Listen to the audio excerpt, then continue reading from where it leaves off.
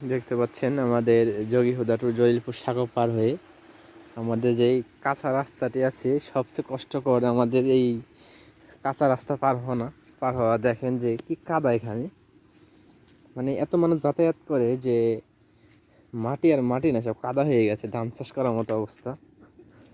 তো দুপুরে যখন বাসায় যাচ্ছিলাম তখন আরও বেশি ছিল, কারণ তখন বৃষ্টি হচ্ছিল।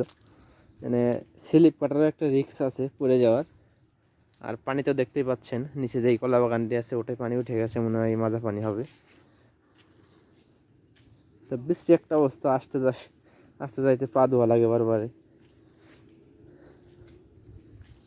এই এখান থেকে ওই স্কুল মাঠ পর্যন্ত পুরো কাদা।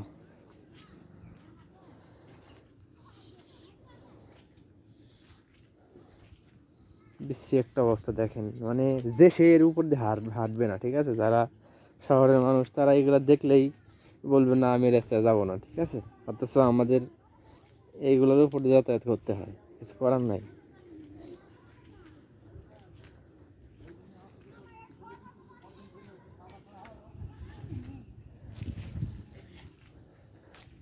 কি একটা অবস্থা দেখেন, এখনো অনেকখানি আছে, এতক্ষণ ভিডিও বাড়াবো না।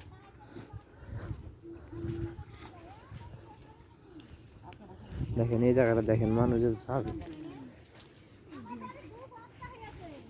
কি একটা অবস্থা।